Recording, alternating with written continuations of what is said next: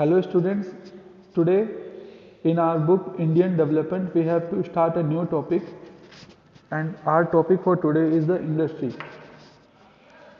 ये चैप्टर जो है हमारा ये हमारी इंडस्ट्री पॉलिसी को कवर करेगा from independence that is from 1947 to 1990.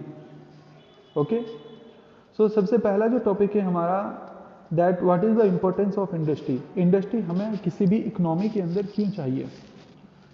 देखिए, इंडस्ट्री का टॉपिक शुरू करने से पहले मैं आपको ये बताना चाहूँगा कि कोई भी इकोनॉमी जो कि एग्रीगेरियन इकोनॉमी हो, जो कि एग्रीकल्चर के ऊपर बेस हो, उस इकोनॉमिक शेयर में अपनी जीडीपी के शेयर में एग्रीकल्चर का शेयर सबसे कम है इंडिया में.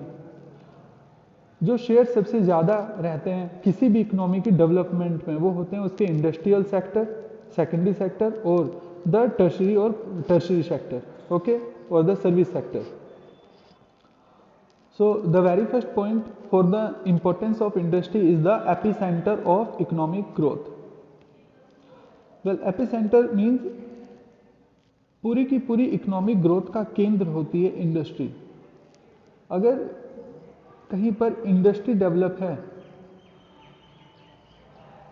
अगर कहीं पर इंडस्ट्री डेवलप है तो वो एग्रीकल्चरल इकोनॉमी को रिप्लेस कर सकता है.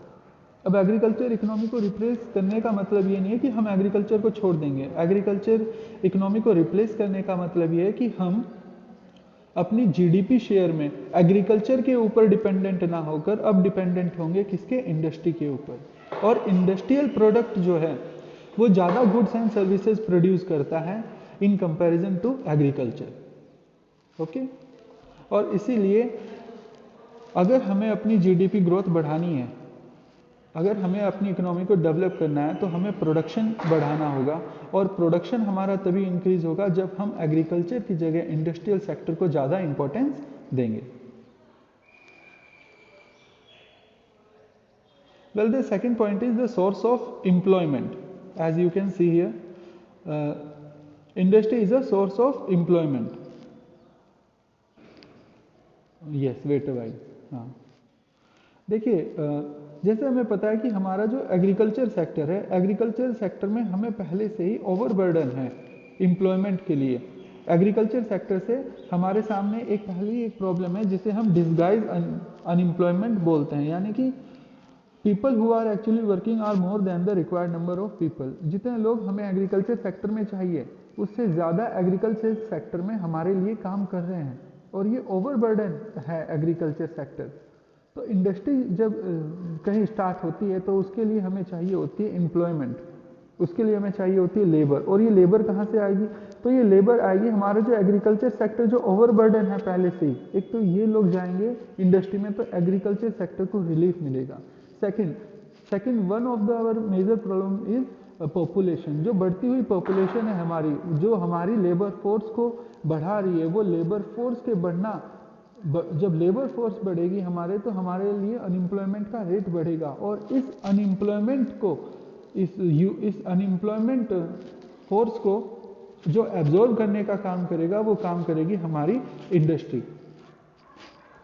Third point is source of mechanise mean of farming. देखिए, फार्मिंग को अगर हमें मैकेनाइज करना है, अगर फार्मिंग को हमें एडवांस करना है, फार्मिंग में हमें एडवांस टूल्स, एडवांस मशीनरी का यूज़ करना है, तो ये advance tool, advance equipment, advance machinery कहाँ से आएंगी, इनको बनाएगा तो सिर्फ इंडस्ट्री.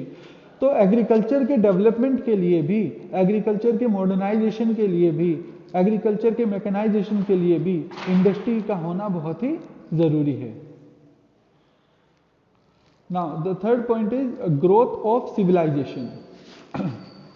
देखिए, जहाँ पर भी इंडस्ट्रियलाइजेशन होगा, इंडस्ट्रियलाइजेशन के साथ साथ वहीं पर होगा अर्बनाइजेशन.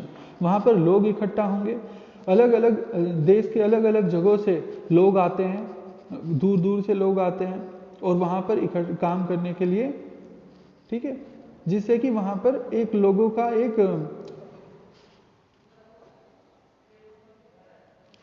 वहाँ पर जो है लोगों का इकट्ठा होना शुरू होता है. और ऐसा सिर्फ होता है किस लिए, इंडस्ट्रियलाइजेशन की वजह से. देखिए जहाँ पे इंडस्ट्रियलाइजेशन होता है वहाँ पे लोगों की अर्निंग भी ज़्यादा होती है। जब लोगों की अर्निंग ज़्यादा होती है तो लोग ज़्यादा से ज़्यादा कंज्यूमर गुड खरीदना चाहते हैं। जब लोग ज़्यादा कंज्यूमर गुड खरीदते हैं तो उनकी क्वालिटी ऑफ लाइफ ज़्यादा अच्छी होती है, वो ज़्यादा एजुकेशन, अच्छी क्वालिटी की एजुकेशन ले पाते हैं और ज़्यादा उनके पास स्किल्स होती है। देखिए सिविलाइजेशन को डेवलप करने में इंडस्ट्री का एक और पार्ट है कि जब कभी इंडस्ट्री होती है तो अलग अलग रीजन से लोग आते हैं वहाँ काम करने के लिए, जो कि अलग अलग कल्चर से होते हैं। तो एक कल्चर, जो अलग अलग कल्चर से हैं उनकी एक गैदरिंग, एक क्लोजनेस वहाँ पे डेवलप होती है। तो सिविलाइजेशन के डेवलपमेंट में भी इंडस्ट्री हेल्प करती है। And the last point is infrastructural growth. देखिए अगर कहीं पर इंडस्ट्री लगती है तो इंडस्ट्री के साथ साथ वहाँ पे इंफ्रास्ट्रक्चर भी डेवलप होता है। अगर इंडस्ट्री लगेगी तो रोड डेवलप किए जाएंगे। अगर इंडस्ट्री लगती है तो इंडस्ट्री के साथ साथ में वहाँ पे बैंकिंग, ट्रांसपोर्टेशन, कम्युनिकेशन, ये सारी फैसिलिटी भी डेवलप की जाएगी। यानी कि केवल इंडस्ट्री ही नहीं, उसके साथ साथ में पूरा का पूरा इंफ्रास्ट्रक्चर डेवलप होता है। देखिए ये कुछ इंपॉर्टेंट पॉइंट्स थे और ये इंपॉर्टेंट पॉइंट्स हमें ये बताते हैं, इंडस्ट्री के इंपॉर्टेंट पॉइंट, कि हमें किसी भी इकोनॉमी में इंडस्ट्री की रिक्वायरमेंट क्यों है, या इंडस्ट्री क्यों होना चाहिए, या हमें प्राइमरी सेक्टर के से ज़्यादा सेकेंडरी सेक्टर या इंडस्ट्रियल सेक्टर को फेवर क्यों करना चाहिए। ठीक है, होप आज आपका टॉपिक समझ में आया होगा। नोट्स बनाने की कोशिश कीजिएगा।